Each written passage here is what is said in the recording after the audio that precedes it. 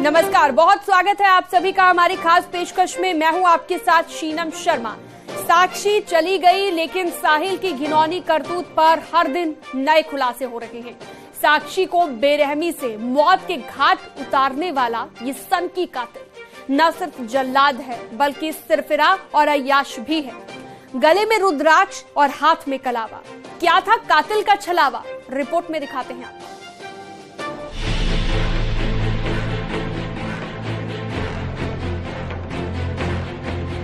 सनकी बिगड़ैल और सिरफिरे साहिल की डर्टी स्टोरी।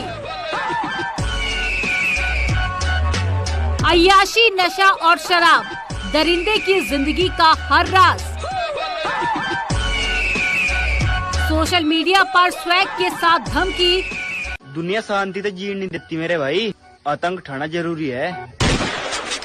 गले में रुद्राक्ष, हाथ में कलावा, दरिंदे का डराने वाला छलावा।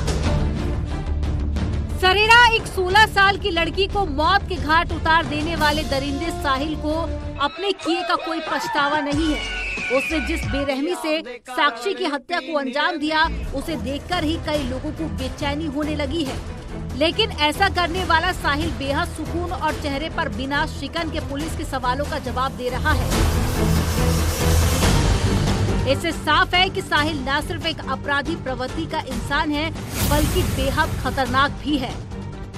इस दरिंदे का सोशल मीडिया खंगाला गया तो वह इसकी मानसिकता और कुकर्मों का अंदाजा आराम से लगाया जा सकता है।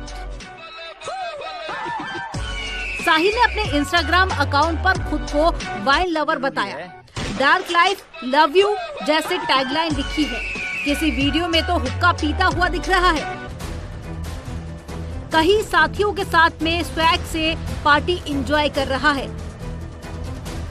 एक वीडियो में तो वो आतंक फैलाने की धमकी भी दे रहा है।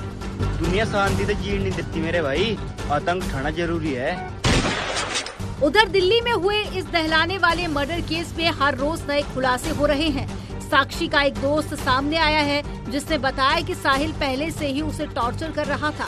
अजय उर्फ झबरू ने बताया कि साहिल लगातार साक्षी पर दबाव बना रहा था।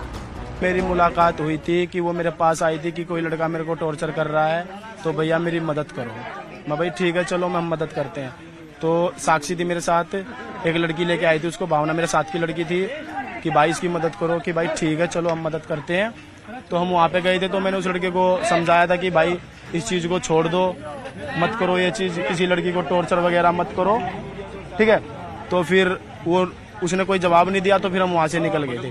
तो अगले दिन उसका मर्डर ही कर दिया था उसने। कैसे वो गई वहाँ पे, कैसे उसको बुलाया, कुछ पता नहीं। ये बात आई है कि मर्डर से एक दिन पहले आप लोगों ने साहिल पर कट्टा तान दिया था। ऐसी कोई कट्टा वट्टा नहीं टांगा था। अब झूठ तो देखो कोई पता नहीं क्या बोल सकता है फंसवाने के लिए। कोई कुछ नहीं था। हम 3 जने थे, मैं था, साक्षी थी, एक लड़की और थी। क्या वजह मानते हैं साहिल ने क्यों हत्या कर दी? बता रहे हैं आपके संबंध थे। वो उससे प्यार व्यार करता था, तो फिर वो लड़की मेरे पास आई कि भाई टॉर्चर करा, तो मैं लड़की के साथ गया हूँ। तो फिर साहिल को शायद हो सके ये लगाओ कि अब मेरे साथ छोड़ के अजय के साथ इसके संबंध है। उधर साहिल के लव जिहाद कनेक्शन पर भी लगातार सवाल उठ रहे हैं। दरअसल पहले साहिल के हाथ में कलावे की तस्वीर सामने आई, तो अब वीडियो में हिंदू भक्ति गीतों पर रील्स और गले में रुद्राक्ष की माला के साथ में दिखने के बाद ये एंगल और पुख्ता होता दिख रहा है। हालांकि साहिल के परिवार की तरफ से ऐसा कुछ भी होने से इनकार किया गया।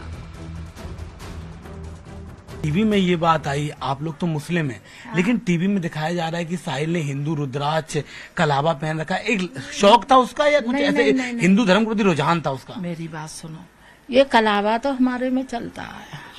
क्यों, आप तो मीडिया वाले हो, आप इंक्वायरी कर सकते हो कि दादी झूठ बोल रही है, सच बोल रही है। ये हमारे जो मजार हैं बड़े बड़े, जैसे निजामुद्दीन साहब हैं, जैसे अजमेर हैं, जैसे इधर मस्त कलंदर हैं, इन पर आप जाओगे ना, उस पर तो सारे कौम की आदमी जाते हैं, हिंदू मुस्लिम सब जाते हैं, सिख ईसाई। और वहाँ जब हम चद्दर लेंगे ना, कोई भी लेगा तो वो संग में कलावा मिलता है।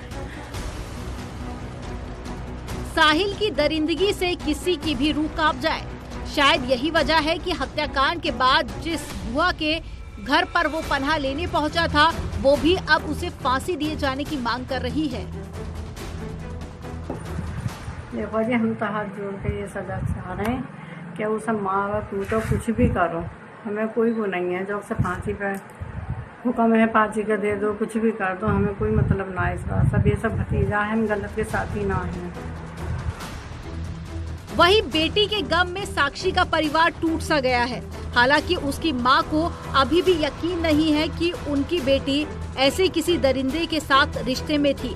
बेहद गरीब परिवार की साक्षी कुछ दिनों से परिवार के साथ नहीं थी। साक्षी की मां ने एक बार फिर दरिंदे को फांसी दिए जाने की मांग की है। उसी दिन मुझे पता चला मारने के बाद, वहाँ जब जुटे जनता की साहिल ने, हमने कहा किसने मारा इसने, किसकी दुश्मनी है, तो सबने बोला, वहाँ जो बताने लगे सब ये साहिल नाम का लड़का मारा है। मैम साहिल को आपने बताया आप जानते नहीं हैं, आपके घर पे क्यों नहीं रह रही थी साक्षी अपने घर में, वो अपने दोस्त के यहाँ क्यों रह रही थी? ऐसा है उसका, वो जो 10-15 दिन से उसका आदमी बंद था, तो वो बोली कि नीतू की उसके छोटे छोटे 2 बच्चे थे, कि जो मतलब है मेरे आंटी ये मेरे पास रहने दो, आंटी मेरे पास रहने दो, 2 बच्चे हम दोनों दे रह लेंगे। मैं डेली बात भी 1:30 बजे भी बात किया उस दिन। साहिल ने 4 दिन पहले लड़की को धमकी दी थी कि वो किसी लड़के से बात ना करे, लेकिन वो नहीं मानी और साहिल का विरोध करते हुए पुलिस में शिकायत की बात भी की। उसके बाद से ही साहिल ने साक्षी को खत्म करने का इरादा बना लिया था। हत्या के लिए वो पूरी प्लानिंग के साथ आया था। इसके लिए उसने पहले से ही चाकू खरीद कर रखा था और इस कोल्ड ब्लडेड वारदात के वक्त साहिल कितना रिलैक्स था, उस बात की तस्दीक इन तस्वीरों से होती है, जिसमें वो वारदात से ठीक पहले उसी जगह पर खड़ा होकर एक लड़के के साथ में बात कर रहा था। उसे देखकर कहा भी नहीं जा सकता कि उसके दिमाग में ऐसी खौफनाक योजना चल रही थी। क्या लड़के ने किसी मोटिव के तहत पहना था? क्या ये लव जिहाद का मामला है? और क्या लड़की को पता था कि ये लड़का जो है वो मुस्लिम है? देखिए, इसको हर एंगल से हम लोग इन्वेस्टिगेट कर रहे हैं, कोई भी एंगल छोड़ नहीं रहे हैं, तो इन सब सवालों के जवाब प्रॉपर इन्वेस्टिगेशन के बाद ही मैं आपको दे पाऊंगा। सर, जिस तरह से मारा है सर, बड़ा ब्रूटली, सर क्या आप मनोचिकित्सकों की मदद लेंगे इसके दिमाग को पढ़ने के लिए कि इस तरह से ब्रूटली मर्डर जो किया उसने?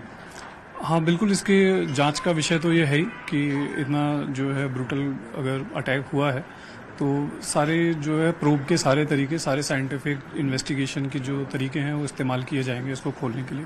कि जिस चाकू से घटना को अंजाम दिया गया था वो चाकू भी आरोपी से बरामद कर लिया गया है, लेकिन दिल्ली पुलिस इस पूरे मामले में जांच को लेकर आगे बढ़ना चाहती है, इसलिए रोहिणी कोर्ट से उन्होंने 2 दिन की पुलिस रिमांड मांगी।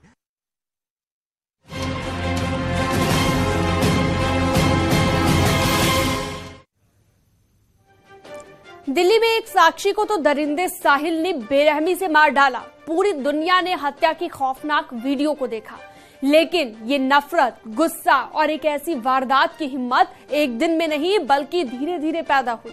साक्षी तो चली गई, लेकिन हर शहर में अब भी एक साहिल घूम रहा है जो एक मासूम बेटी की ताक में है। कुछ ऐसी ही परेशान कर देने वाली खबर लखीमपुर से भी सामने आई। देखिए,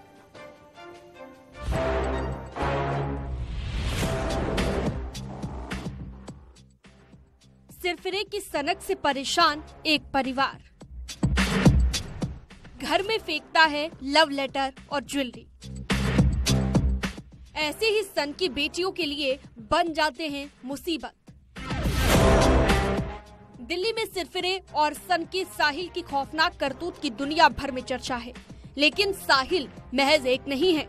हर शहर में कहीं न कहीं ऐसा ही कोई सिरफिरा बेटियों की ताक में घूम रहा है।